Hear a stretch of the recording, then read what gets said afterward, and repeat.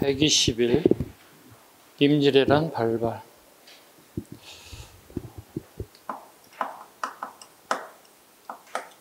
출제 빈도수는 그리 높진 않아요. 대신 나온다면 선후관계. 이 전체를 선후관계를 본다는 게 쉽지는 않죠. 하나씩 보면서 보시죠. 1592년 4월 13일 부산진 함락. 그 정발이에요. 정발 장군. 밑에 동래성에 같은 부산에 있는 동래구 쪽이죠. 거긴 송상현이에요. 그러니까 정발하고 송상현을 가끔씩 한 번씩 바꿔놓는 경우가 있어요. 출제위원들이. 그러니까 핵심은 정발과 송상현 체크합니다. 그러니까 충주 탐군대 전투예요. 충주 타금대 전투. 우리가 서울이 뚫리게 된 결정적인 원인. 서울의 왕이 충주 탐금대가 뚫리자 도망가게 된 원인 제공지역이 충주 탐금대 전투. 신립장군이 패하게 됩니다. 약간의 그 병법을 좀 잘못 썼어요.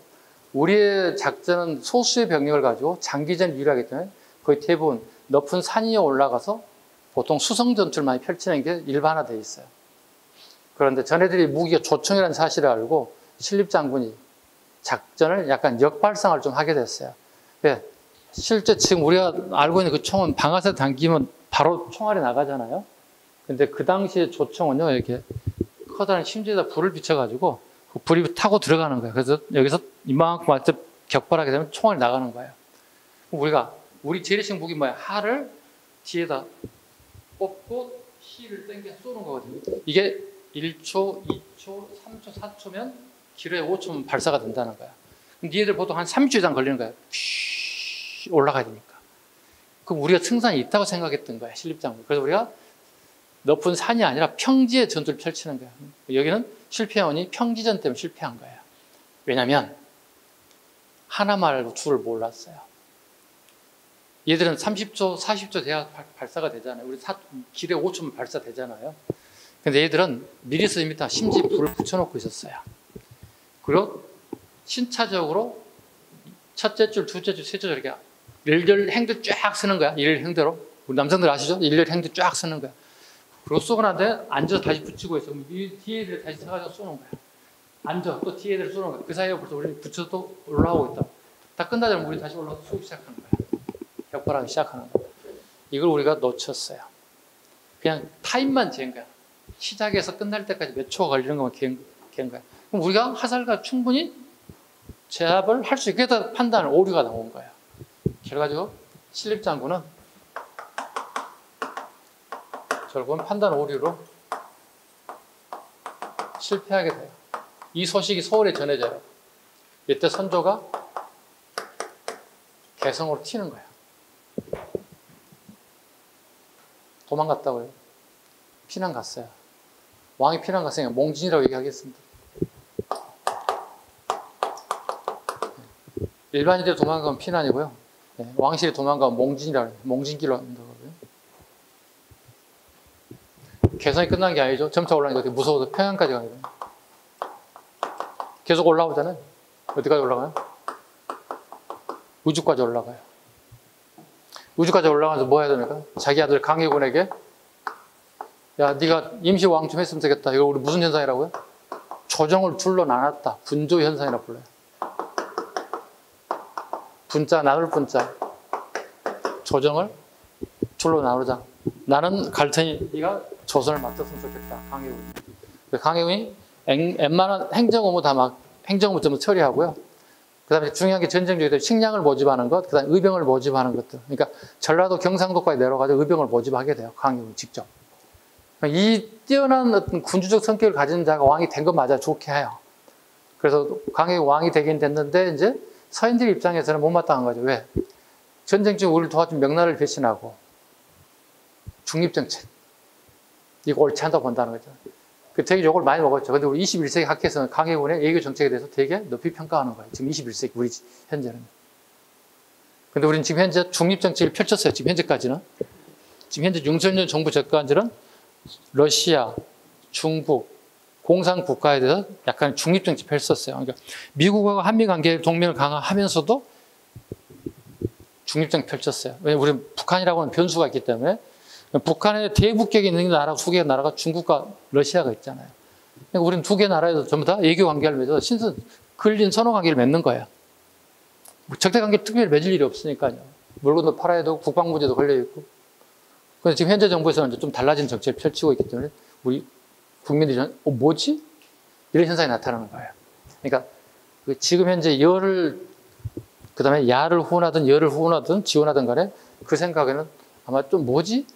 좀 설명 좀 해줬으면 쓰겠는데 안 합니다. 설명을 안 합니다. 그러니까 좀 답답한 거죠. 그러니까 앞 정권과 지금 정권의 차이점이 뭔지를 명쾌하게 누가 소개해 주면 했으면 좋겠어요. 근데 그걸 안 한다는 거예요, 지금. 그게 이제 답답한 거예요. 이게 잘 되고 있는지를 갖다 소개해 줘서 했으면 좋겠어요. 설명을 좀, 자세한 설명을 좀 했으면.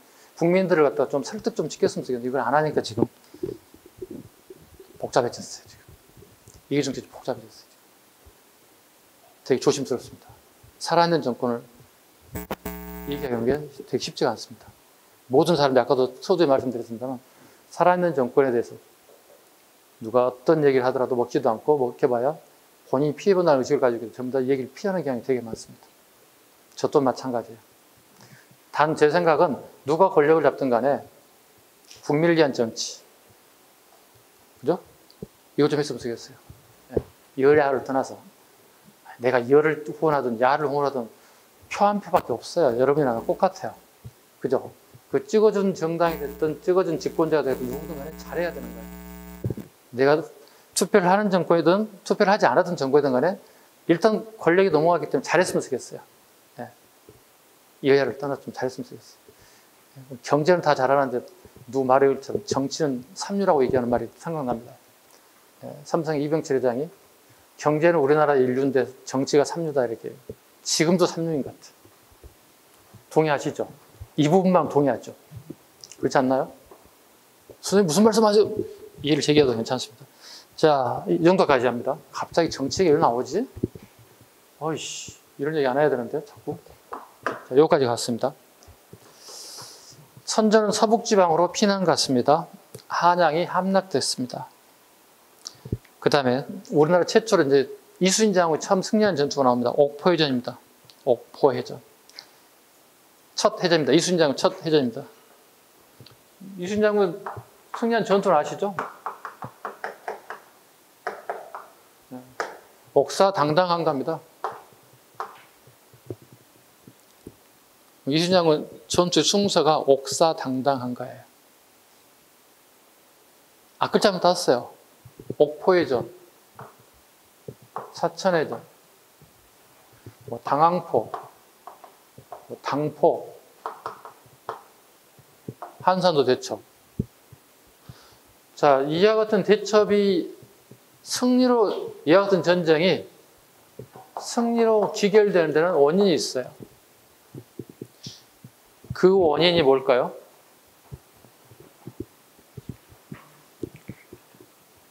(122쪽) 한번 펴주시죠. 그 122쪽 지도를 한번 봐주시죠. 부산포, 우리 책에는 지금 부산포 해전이 안 나왔잖아요. 그런데 역사학에서는 부산포 해전을 되게 중요하게 다룹니다. 왜냐하면 부산포 해전이 애국을 물리치는데 가장 큰 밑거름이 됐어요. 이건 안 하셔도 돼요. 전문가들 말아도 돼요. 여러분 몰라도 돼요. 왜냐하면 부산포로 가는 길에 애국들이 다 점령했을 경우에 부산포에 있는 그 군 병력이 밖으로 빠져나오지를 못해요. 주둔했던 우리 병력이. 근데 여기 일본 애들이 숨어 들어온 애들 같다고요. 부산포에서 격퇴시켰어요. 우리 전쟁사에서 중요하게 여기지는 않지만 전쟁사를 공부하는 친구들은 부산포를 되게 높게 평가해요.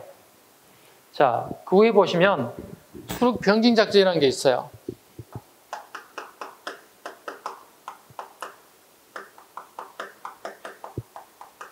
자, 봐보세요. 봐보세요. 이렇게 보세요. 이렇게 부산으로 들어왔다고요. 우리나라에 조선의 군인은 몇 만이 주둔해 있나요? 10만이 주둔해 있어요. 일본 애들이 부산으로 온 일본 애들이 얼마 좀 왔나요? 더블인 20만이 들어왔다고요. 10만과 20만이 싸우는데 저희들 우리보다 무기가 더 뛰어나요. 조총이랑 하나 가져왔어요. 10만과 20만 싸우면 누가 이기죠? 아니 2대1로 싸우는 거잖아요. 우리가 아무리 건강한 남 2대1로 싸워서 이기기 쉽지가 않아요. 그죠? 아주 뭐 격투기를 막 전문적으로 하는 사람 같지 않고서는 이길 수 없잖아요. 10만 대 20만이에요. 부산 애들이 와서 이렇게 코스를 잡아 이렇게. 경상북도로 가는 놈들, 충청도를 직항하는 놈들, 호남으로 빠져나가는 애들이 이렇게 있다고. 충청도로 가는 애들 이렇게 가는, 이렇게 서울까지 잡겠다는 얘기. 경상도 문경세제를 넘어서 이렇게 충청도 쪽을 내리고 간통하겠다는 얘기. 호남으로 오는 애들 뭐죠? 곡창지대를 점령해서 전쟁의 장기전으로 갈 것에 비해서 군량미를 가져온 양에다가 군량미를 확보하겠다는 거야. 현지 조달. 호남 평야를 점령하겠다는 목적으로 오는 거예요. 이해 가셨죠? 자, 10만 군대 20만 싸우면 누가 이기죠? 20만원 게임 안 되잖아요. 게임 안 되잖아요. 자, 그러면 일본의 가장 큰 핸디캡은 뭘까요? 지금 현재 상황에서 부산 들어와서 깨트렸어요. 깨트려 제일 먼저 잡는 데가 어디라고 해서 봉수대 잡는다고 해서 봉수대. 서울로 올라가는 정보망을 차단하겠어. 정부 조정에서는 외국의 침입이 있었다는 사실 까맣게 모르는 거야. 봉수대가 점점 계속 불만 하나만 올라가 있는 거야. 연기가 하나만 계속 안전하다는 거, 아무 이상 없다는 거야. 남산 봉화대까지 계속 하나인 거야. 서울은 까맣게 모르는 거야. 그렇다면 부산에 20만이 왔다면 얘들 먹을 식량의 군량이 장난 아닐 거야. 그죠? 그래서 일본 애들이 오는 작전이 뭐죠? 2차에 배에다가 군량미를 싣고 온 애들이 엄청나게 많이 우리나라를 향해서 이렇게 온단 말이야. 그럼 우리나라의 해군들, 그 당시, 오늘날은, 그 당시 수군이겠죠? 이순신을 중심으로 했던 수군들은 어떤 생각을 해야 되냐는 얘기야. 자, 상륙한 병사가 상륙했다면 군량미는 기껏해 일주일 분량일 거란 말이야. 그럼 일주일 지나고 나면 어떻게 배고프거든. 그러다 보니 어떻게 할까요? 얘들이 식량 보급이 제대로 되자면 어떻게 민간을 습격하고 민간을 죽여서 강제로 식량을 약탈하기 시작하는 거야. 보이는 대로 막 짝짝 다 죽이는 거야. 민간인들 죽이는 거야. 나쁜 일도 당연히 일삼는 거고요. 식량이 부족하니까. 그럼 얘들이 식량을 보급하기 위한 방법은 우리 이순신 장군 같은 사람은 어디라고 얘기할까요? 이제 최고 해군 지휘관들이 회의를 하게 되는 거야. 야, 어디로 올 것 같아? 군량미를 싣고. 보급품. 군량미하고 우리 무기는 다 소비품이에요. 할을 실을 땡기면 그 할은 사라지는 거예요. 저기요, 잠깐만요. 제가 할 좀 주워서 다시 싸우게 이런 전쟁은 없어요. 어린애들 장난이 아니에요, 이거. 많은 장성들은 군량미를 싣고 배가 부산으로 올 것이다라는 게 되게 80~90%가 부산으로 다시 올 것이다. 이순신은 아니다. 얘네들의 최종 목적지는 어디죠? 일본의 최종 목적지는? 여기에요. 아니, 명나라예요. 말 잘못. 명나라예요. 그렇다면 얘들은 명나라를 가기 위해서는 제일 위로 올라갈 것이다. 이렇게 올라갈 것이다. 최측근거리 의주로 갈 것이다. 그렇다면 얘들이 부산에다 물건을 군량미를 풀면 또 다른 길을 똑같이 가야 돼. 너무 거리가 운반하는데 너무 많은 시간이 걸릴 것이다.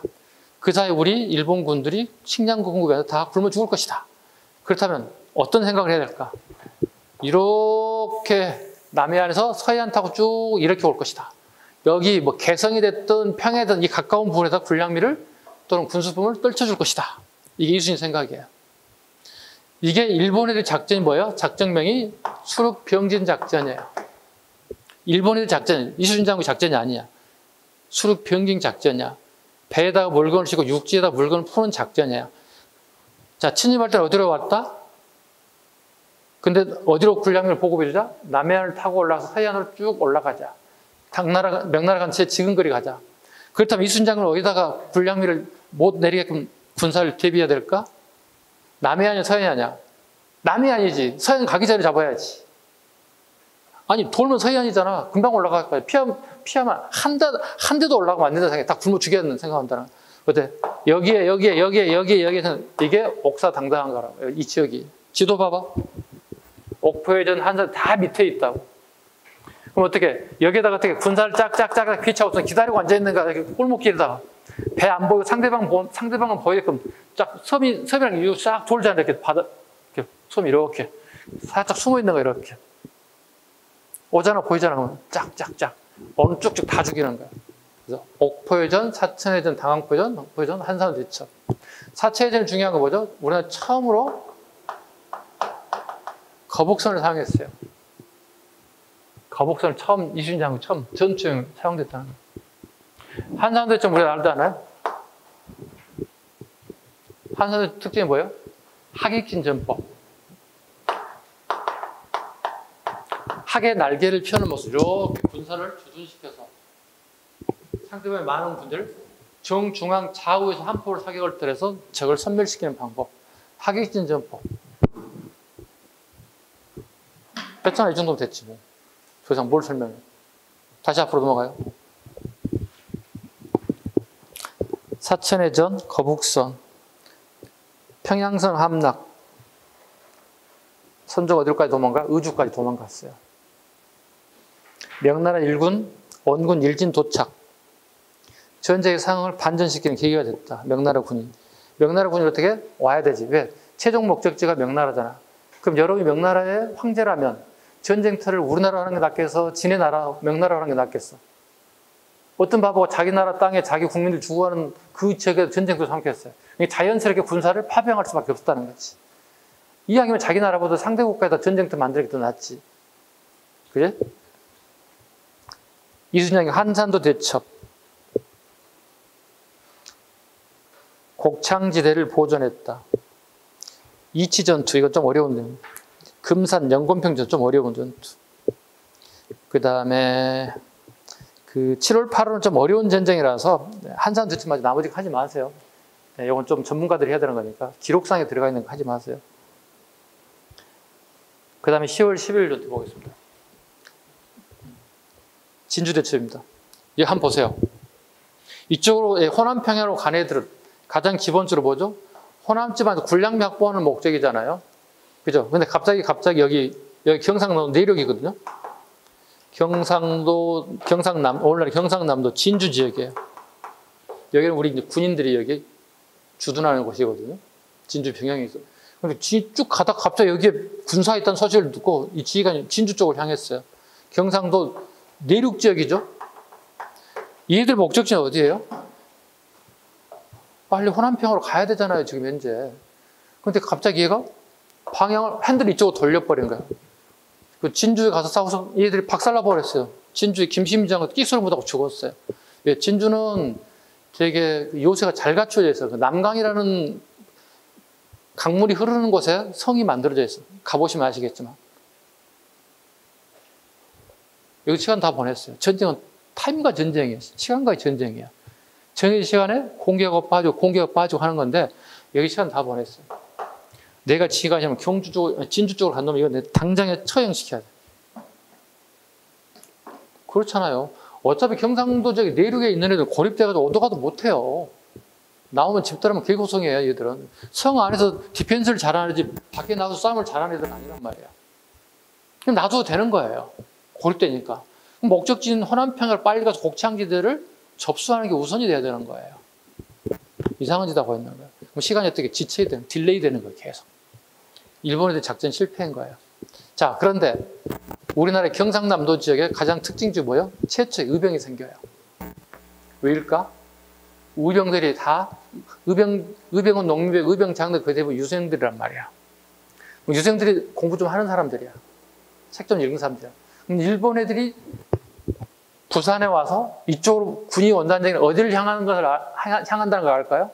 곡창지대인 호남평야를 향해서 간다는 걸 알 거야. 그럼 이 사실을 잘라야 돼, 여기서. 왜? 군량미 확보의 목적이라는 걸 우리가 알 수 있잖아. 전쟁을 장기전으로 가기 위해서는 군량미가 일본에서 오기 전까지 확보해야 되는 거야, 일본 애들 입장에서는. 그럼 우리 경상남도 지역에 유생들 때에 이 지역에 창녕, 산청 이 지역에 의병장들이 등장하기 시작하는 거야. 즉 일본 애들이 엄청난 정보력을 통해서 우리나라의 군사 정보를 다 뺏어가서 전쟁 전에. 근데 한 가지 미스테이크가 밖으로 드러나지 않는 군대가 딱 등장해. 그게 의병이야. 농민병들이야. 재밌는 사실이잖아요. 다 파괴된 농민병, 의병을 생각을 못한 거야. 그잖아요. 어떤 기록에도 의병이라는 게 없으니까. 지금 우리 예비군이 얼마 있다는 거 다 알지. 북한 애들 우리 전투병이라고 다 알겠지. 전쟁 나면 예비군들이 훈련 동원령이 내려서 전부 다 어느 특정한 장소에 모여서 무기와 병장기를 갖고 전투 이면단사를 알겠지. 예비병력을 다 알 수. 근데 일본이 의병을 몰랐던 거예요. 이 농민병사도 농민병이거든요. 얘들이 자기 향토 지역에 나타나서 치고 빠지고 적은 인원 뭐 12명, 많은 인원 30명 치고 빠지고 계속 전쟁을 지연시키는 거야. 그럼 전쟁은 항상 뭐야? 시간과 약속이에요. 언제부터 언제까지 어디를 쳐야 된다는 거야. 그리고 어디까지 넘어가야 된다는 거야. 그리고 그래서 우리가 빼앗을 게 뭐라는 걸 알아야 된다는 거야. 그런데 애들이 여기서 전부 다 딜레이 돼버린 거야. 어디에서 진주지역에서. 그리고 의병들이 이 소식을 듣고 벌써 산 골목 전부 다 차지하고 끝이 아니어서 뚫고 들어간 다시 이 사실이 벌써 이제 호남 지역에 전파된 거야. 그럼 호남 지역도 똑같이 의병들이 동네별로 20명, 30명 계속 생기게 되는 거야. 결국 호남 평야를 잡지 못해. 유일하게 전국 8도 중에 7도를 다 먹어. 일본이. 근데 어디만 잡지 못했다? 호남만 잡지 못한 거야. 다행이지. 왜? 복창지도 호남을 빼앗기면 우리 어떻게? 전쟁 끝난 거야. 호남 평야를 잡지 못하고 난 다음에 나중에 그 다음에 어떻게? 명나라가 개입되고 그래서 우리가 협상을 통해서 결국은 휴전이 되는 거예요. 휴전 과정은 되게 복잡해요. 막 배신 때리고 뭐하고 되게 복잡한 스토리가 되게 많아요. 임진왜란은 막 하루 내에 쓰겠다. 근데 안 되잖아. 임진왜란이 나올지 안 나올지도 모르는 상황인데 지금. 그렇죠? 나 좋다고 재밌자고 할 수는 없으니까. 그래서 시험에 나올 수 있는 것만 살짝 건들고 넘어가는 거예요. 가장 기본적으로 순서 물어본다. 뭐? 옥사당당한가? 진짜 따서 외우면 돼. 옥사당당한가? 수립병진 작전 우리 건지 일본 건지 일본 군대 작전 누가 간파했다? 제너럴 네가 간파했다고. 야, 이 자식들이 이렇게 오겠다. 그럼 우리가 남의 나라에다 진을 쫙 다 치자. 오늘 쭉쭉 기다렸다 착착착착 치면 될 거 아니냐. 이순신은 그냥 열심히 싸워서 승리한 게 아니라 되게 공부 많이 하고 지략을 끄집어내서 승리한 전투들이에요. 명군 2차 이진 44,000여 명이 도착. 평양상 탈환. 백제간 전투 10패배예요. 색깔도 칠해놨는데 백제간 전투 별표 하나 씌워놨는데 여기 경기도 고양시입니다. 백제간은 뭐냐면 중국의 사신들이 우리나라 올 때 그 백제는 우리 알다시피 서울에 오기 전에 북한산 밑에 있거든요. 서울에 오기 전에 거기서 하룻밤을 자고 의복을 관제를 다시 정리하고 다시 입고 서울로 들어오게 하는 마지막 관문이에요. 지금 백제간은 없어요. 건물처럼 없어요. 건물 터만 남아있어요. 백제간은 건물이에요. 건물. 예계관들이 하룻밤 먹을 수 있는 공간이거든요. 백제간 전투에 우리가 실패했어요. 실패한 이유. 왜 실패했을까요? 조명이라도 군사력이 되게 증강돼서 실패했어요. 평양에 승리했던 이효성이 약간 등한시였어요. 대신에 같은 연도, 같은 해 밑에 보시면 행주대첩에서는 승리했어요. 백제간하고 행주대첩은 차들이 안 다닌다면 승용차를 몰고 가면 10분 안쪽으로 떨어져요. 빨리 다니면 한 5, 6분 떨어져요. 과장에서. 되게 가까운 지근거리에 있어요. 행주대첩은 승리하죠. 왜? 지정학적 이점이 있어요. 행주산을 가보신 분. 야, 진짜, 어디 가본 적이 없어요. 행주산성 가보시면 한강을 끼고 있고 천년의 요새예요. 한강은 배를 타고 들어올 수가 없어요. 되게 언덕이 가빨라요. 올 수 있는 길은 딱 하나밖에 없어요. 올라올 수 있는 길은 하나밖에 없어요. 거기에 진을 치고 병력을 동원시켜 놓는다면 이걸 들어올 수가 없어요. 그리고 거기에 처음으로 신형 무기들이 등장해요. 비객 진철래. 오늘 아침 수류탄 같은 거야. 심지어 불을 붙여서 올라오는 적들을 향해서 던지면 어떻게 꽝 터지는 폭탄 같은 것들. 그 다음에 다연발 연총이 있어요. 그 하사를 갖다가 동시에 왕창 당겨서 한 100발씩 200발 왕창 쏟아지게 하는 거예요. 확 당겨서 커다란 이렇게 원심력을 당겨서 확 노는 것들이 있어요. 네, 이런 걸 이용해서. 그 다음에 민관 군민이 합세해서 민간들이 도망갈 데가 없어. 피난처가 없어. 행주장을 다 올라야 돼. 민, 군인들이 다 총동원돼서 행주대첩에서 승리하게 돼요. 그러니까 되게 좋은 케이스가 되는 거죠. 민간 군이 통합됐고 그 다음에 새로운 무기들이 선보이기 시작한 최초의 우리나라 수탄 같은 게 등장하더라. 행주산 가보시면 볼 수 있어요. 실제로 그 물건들을 볼 수 있어요. 전시가 다 돼 있어요. 하친, 명가 일본의 하친론이 명나라 사신 16년과 고니시 유키나가 실패했습니다. 2차 진주성 전투, 농계 전사, 2차 때 농계가 전사입니다.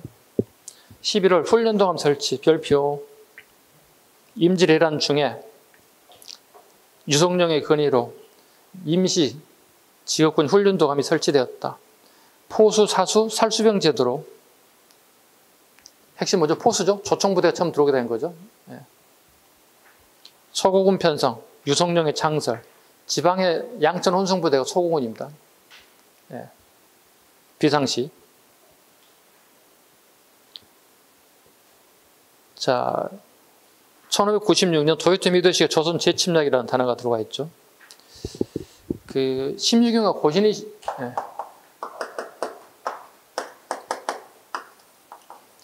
고니시 유키나와 심유경이 중국 사람이에요. 명나라 사람이에요. 일본 장수 간에 전쟁을 수도 종결시켜서 회담을 열게 되는데요. 그 일본의 사신과 다른 일본의 사신 간에 하나, 두 군데에서 협상이 이루어져요. 여기는 하나만 적어놨는데요. 좀 심하긴 한데요. 그 일본 애들끼리 그 경쟁심이 붙었어요. 그러니까 도요토미 히데요시 밑에 있던 애들이 파견된 애들 장수들이 서로 경쟁이 붙었다고 해요. 자기들이 먼저 공을 좀 차지하기 위해서. 그러니까 A라는 사람과 B라는 사람이 협상 맺는 게 서로 달라요. 그런데 우리나라 선조는 가장 궁금한 게 있어요. A가 뭘 요구하는지, B는 뭘 요구하는지를 따로따로 파견된 이유가 우리 왕이 전애들의 정보를 좀 캐치하고 싶어 해요. 전애들이 협상 창구를 열긴 열면 뭘 요구하는지 내가 알아야 돼. 내가 뭘 주고 내가 뭘 주지 말아야 할지를 알아야 할 거란 말이야. 상대의 전략을 알고 싶었던 거야. 근데 A와 B가 서로 간에 다른 협정을 맺었다고 보고를 하게 되는 거예요. 누구에게? 일본에. 그래서 우리가 협상이 된 거예요. 휴전이 된 거야. 근데 이 휴전 내용이 일본에 거짓 보고가 된 거예요. 이 거짓 보고가 들어갔기 때문에 다시 재전쟁이 발생하게 된 거예요. 다시 봐, 우리 교재를 가봐. 그러니까 일본 애들이 자중질환이 일어난 거예요. 그게 이제 우리나라의 핵심적인 역할을 했던 인물이 여기 안 나와 있나?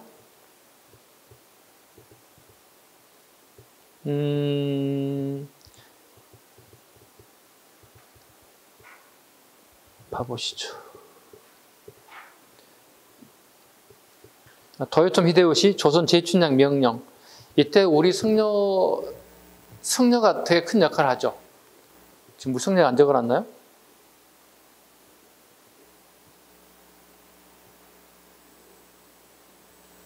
우리 뒷페이지 넘겨보시면 122쪽에 보시면 뒤에 나와 있다. 의병장 중에서 제일 밑에 휴정과 유정이 있죠. 보이시나요? 보이시죠? 그래서 이 휴정이 가가지고 이 협상의 정보를 갖다가 왕에게 보고하는 케이스가 됩니다. 그래서 충분히 정보를 알게 됐고 이 보고가 돼서 휴전이 됐고, 근데 일본은 그냥 느닷없이 일본에서 잘못 정보를 받았다는 소식을 듣고 다시 재침이 일어났다는 거예요. 그러니까 정유재라는 되게 이상한 전쟁이 된 거예요. 일본 내에 지네들이 잘못된 정보를 가지고 휴전 협정을 맺었지만 그 휴전 협정이 잘못된 보고라는 사실을 알고 난 다음에 화를 내서 다시 온 거예요. 되게 전쟁을 소모전으로 끌고 가는 전쟁이 되고 만 거예요. 되게 이 쓸데없는 전쟁을 하게 된 거예요. 일본 애들. 그런데 이걸 계획 도요토미 히데요시는 얼마 되지 않아서 죽게 됩니다. 그래서 전쟁이 수습될 수밖에 없었어요. 그 도요토미 권력은 끝나게 되고 대신에 반대 세력에게 넘어가게 되는 결정적인 계기가 되는 겁니다.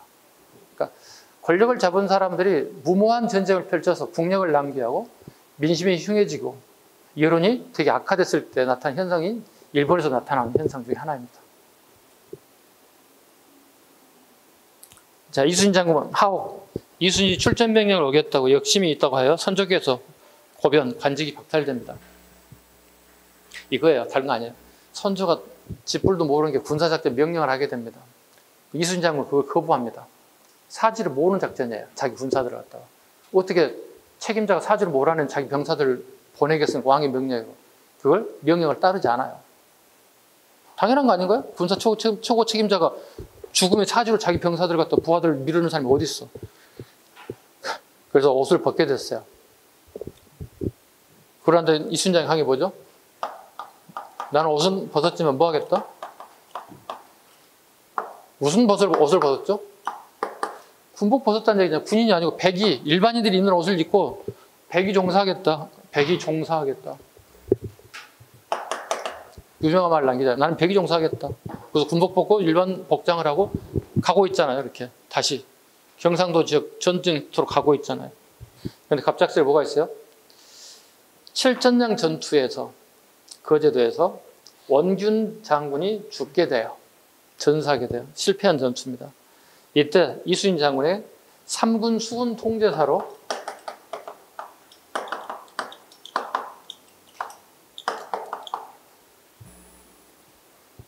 다시 발령나요.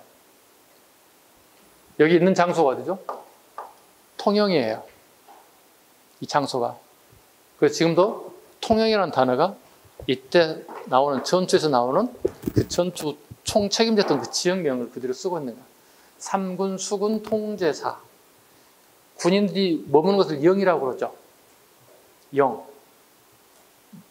군인들이 머무는 장소를 영이라고 한다. 영.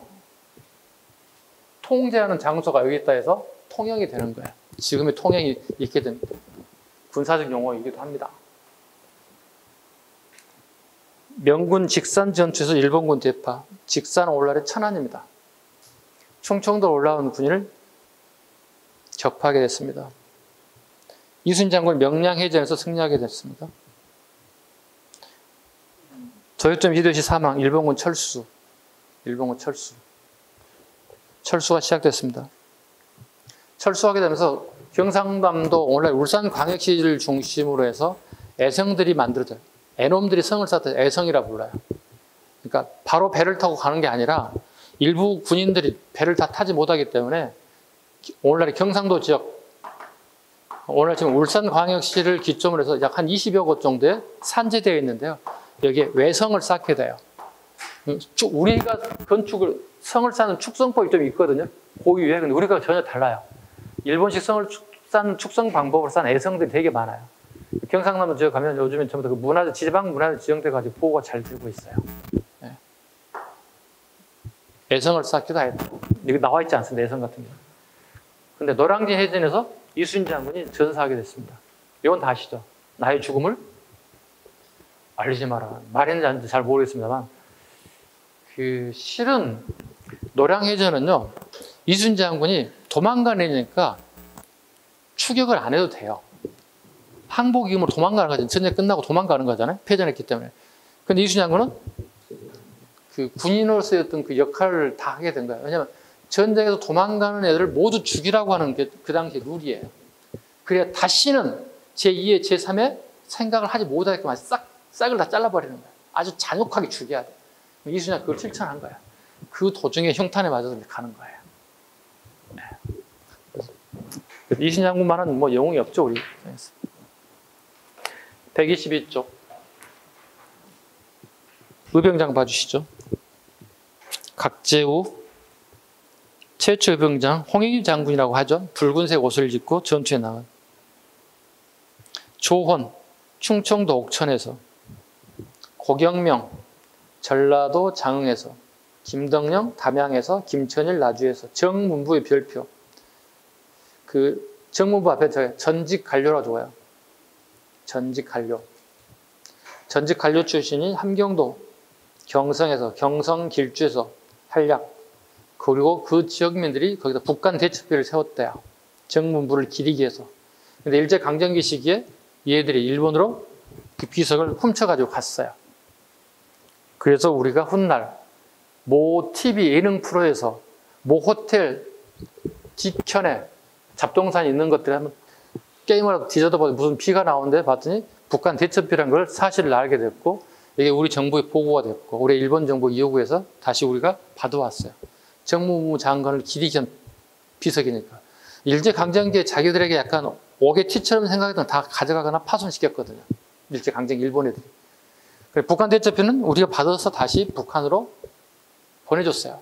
그 자리에 있었으면 좋겠다. 이 비석이. 그 자리에 채웠는지 어디가 줬는지 다른 기록은 없습니다. 일본에, 북한에 알 수는 없어요. 네, 이게 북한 대첩입니다. 휴정, 묘양산, 서산대사라고도 합니다. 제자 유정과 함께 평양 탈환의 역할을 하게 됐습니다. 전국 승병을 제창하기도 했습니다. 휴정과 유정은 사제지간이기도 합니다. 스승과 제자지간이기도 합니다. 사명당, 강원도 금강산입니다. 평양 탈환에 같이 참석에 참여를 했습니다. 일본이 건너가서 사절단으로 건너가서 포로를 송환하는데 기여하기도 했다. 오른쪽 조선의 반격과 이란의 극복 보겠습니다. 휴전협상 내용이 결렬된 이유가 중간에 니은번에 있습니다. 이거 한번 봐주시기 바랍니다. 일본 애들이 우리에게 요구한 게 있습니다. 명예학렬을 갖다가 천황의 후궁으로 달래요. 두 번째, 조선의 팔도 중에 4개 도를 하양해 달래, 띄워달래요. 아니, 우리 팔도 중에 반쯤 띄워달라는 얘기야. 줄 수 있어요, 여러분? 가장 욕심내는 땅이 어딜까요? 일본 애들이. 경상도, 전라도, 충청도, 농경지 사회니까 뭐 가장 알짜배기 땅 달라고 하겠지. 가나 뭐야, 조공묘를 다시 재개해달라. 조선의 왕자 한 명과 대신 12명을 인질로 해달래. 거부합니다. 그 휴전이 장기전으로 갈 수 없겠다. 전개, 조총이 우리나라에서 자체 제작되기 시작했어요. 훈련도감 설치와 직산에서 승리, 명량에 승리했던. 조총은 그 새의 부리를 닮았다 해서 새의 부리 조자를 써요.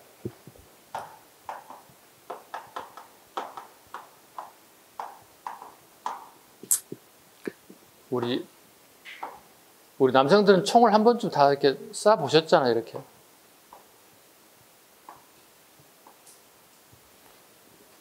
여기서 실탄 장전하고 난 다음에 이렇게 뱀착하고 방아쇠 당기잖아요. 이 방아쇠 당긴 이 부위가 새의 부리를 닮았다 해서 애들이 조총이라 불렀어요. 일본인이 붙인 명칭이에요. 원래 저건 일본인이 만든 게 아니고 네덜란드가 주로 이제 많이 만들었던 거거든요. 그러니까 일본인이 서양 애들과 교역을 하게 되면서 한두 점씩 가져오기 시작하면서 저렇게 약간 개량되기 시작했어요. 네. 그리고 여기서 심지가 불로 쭉 이제 불로 타고 들어가는 거예요. 이렇게. 그럼 이만큼 왔을 때 방아쇠를 당기는 거예요. 이 타임이 한 30초 걸리는 생각이 있더니 누가 화살로 쏴서 한 5초면 쏠 수 있겠다. 누가 계산했다고 그랬지 아까? 신립장군이. 결국은 평지에 성공해서 실패했어? 신기했다고. 실패했다고. 왜? 앉아, 서 계속 우리 군대 가면 어떻게 앉았어, 서서 쪼그렸어 이런 거 많이 배웠잖아요. 각계전투하고 사격장 이런 거 맨날 했거든요. 그걸 똑같이 당한 거야 우리가. 뭐 하나만 생각, 둘, 셋을 생각하지 못했기 때문에 신립장군이 실패했겠죠. 그 다음에요. 군제개혁 한번 봐주실래요? 훈련도감과 소공이 창설됐다. 훈련도감, 직업군입니다. 처음으로. 우리나라 처음으로 직업군 제도가 만들어진 거죠. 근데 월급을 줘야 되기 때문에 백성들로부터 세금을 걷었다. 삼수미세. 토지 한 개당 2.2두예요. 삼수미세. 삼수병들이 줄, 직업군인들에게 줄 세금을 주기 위해서 우리의 국민들의 세금 부담은 늘어났다. 무기 발명, 거북선 만들어졌죠. 이순신 장군에 의해서. 비격 진철래, 아까 수리탄 같은 거, 아까 어디서 썼다고 그랬죠? 행주산성에서. 그 다음에 하차, 이게 생각이 안 나서 하차. 예, 요즘 치면 하사를 갖다가 한 100발씩 꽂아서 한 번에 100발씩 날리는 방법. 경기 면적 감소. 전쟁 전에 170만 개, 54만 개로 감소했다. 선생님, 땅이 그대로 왜 감소했다 생각합니까? 토지대장이 사라졌다고. 불탔다고. 강공세 보관대에는 토지대장이 소실돼서 누구에게 세금을 받을지 기록을 찾을 수가 없어. 불타버렸기 때문에. 그럼 전쟁이 끝나고 나면 해야 할 일이 뭘까? 토지대장 만들어야 되잖아. 그럼 제일 먼저 해야 할 게 뭘까요? 양전사업이야. 전쟁이 할 일보다 양전사업, 토지 조사를 해야 돼요. 토지 측량을 해야 된다고. 인구 감소. 전쟁에 많은 사람이 희생되었다. 그 다음에 농촌이 항폐화됐다. 이 와중에 밀란을 일으킨 놈들이 또 있더라. 예. 그 대표적인 천안의 송유진, 이몽학 등이 있었다 정도까지. 사고. 역사책을 보관하는 창고를 사고라고 합니다. 자, 그런데 4개 사고가 있었죠. 그런데 전주 사고를 제외하고 다 불타버렸어요. 그러나 전쟁 후에 5개 사고로 늘려서 그 사고로 전부 다 산 위로 올려보냈다. 산 위에다가 건물을 짓고 거기다 역사책을 보관하셔야겠다. 4대 사고에서 임진왜란 이후는 5대 사고로 확대 개편됐고 이치도 평지가 아닌 산으로 올라가기 시작했다 정도까지 봅니다. 다음 페이지 124 문화재 소실 불국사 경복궁 사고 불났습니다. 전주사고 제하고. 그래서 우리 경복궁을 누가 복원했습니까? 돈이 없으니까 복원 못하잖아요. 흥선대원 가서 하는 거예요. 그 두 가지 역사를 보는 관점이 두 가지가 있어. 그 어려운 시기에 백성들의 혈세를 뜯어서 노동력을 착취해서 경복궁을 중건했어. 반대로 그때 중건하지 못했다면 우리가 경복궁의 원형을 살릴 수 있었을까? 의문점이지. 선생님 더 좋게 만들 수 있잖아요. 과학기술이 발달했으니까. 근데 그 건축 기술을 가진 사람이 다 사라져 버렸다는 거지. 원목을 통해서 건축을 만들 수 있는 사람들이, 기술자들이. 그리고 돈이 어마어마하게 들어갈 거란 얘기야, 지금은. 그때는 강제로 동원에다 살을 막 썼어. 임금 안 주고 막 썼단 말이야. 근데 이게 365일 돌려야만이 궁궐을 짓는단 말이야. 그런데 농민은 농사철에 5월부터 10월까지 절대로 농사철에 떠날 수가 없어요. 그럼 5월과 10월 사이는 경복궁 공사가 수도돼야 되는 거예요. 이때 흥선대원은 어마어마한 머리를 짜냅니다. 365일 건축물을 계속 지을 수 있는 방법은 뭘까? 느껴보셨어요? 전기 한 번씩 감전 나가는 거?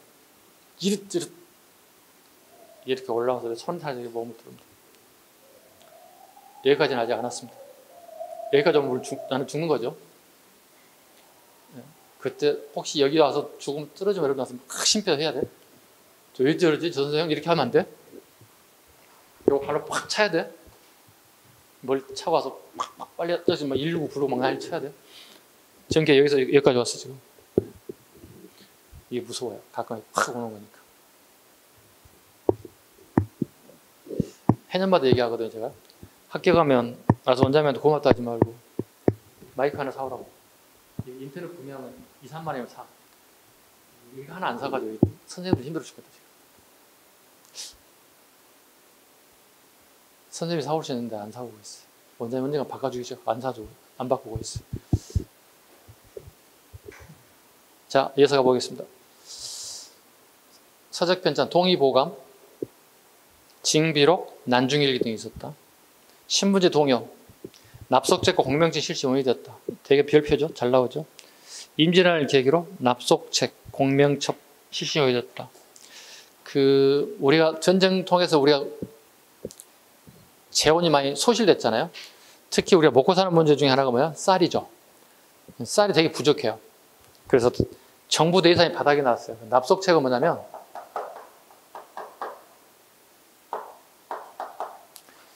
정부가 원하는 기준의 쌀을 갖다가 납부한다면 당신이 가지고 있는 신분을 송량, 희망시켜주겠다.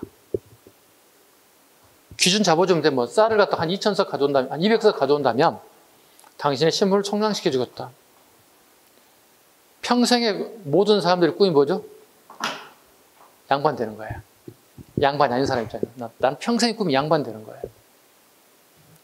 정부에서 합법적인 방법으로 양반 제도를 뜯어나기 시작해요.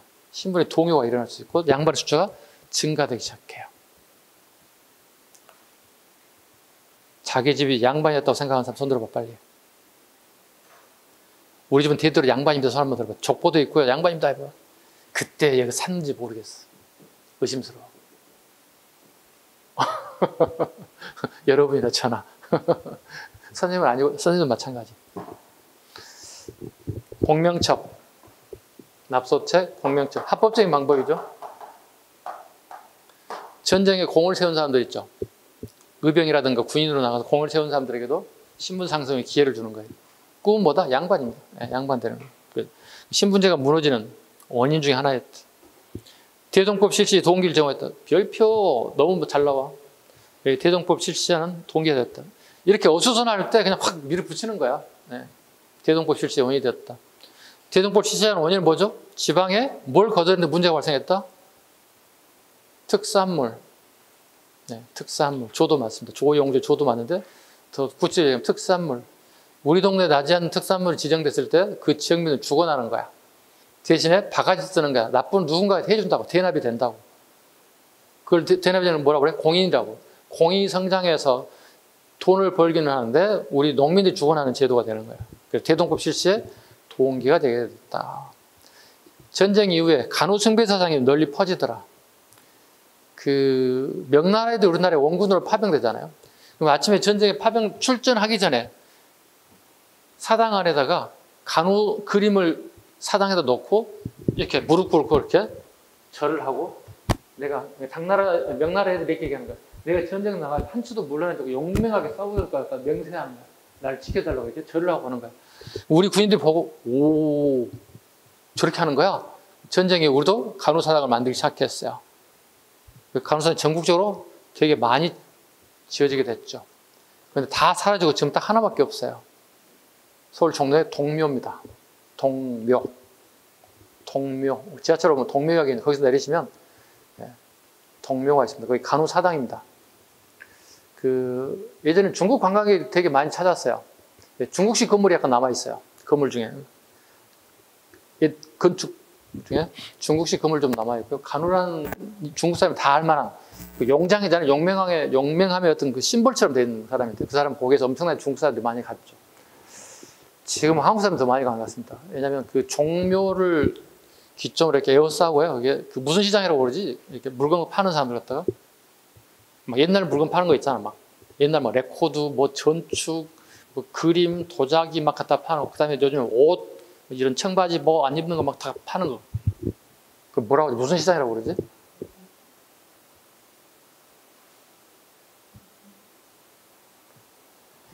이렇게 하면 요즘 같은 인터넷 말하는 당근과 같은 제도야.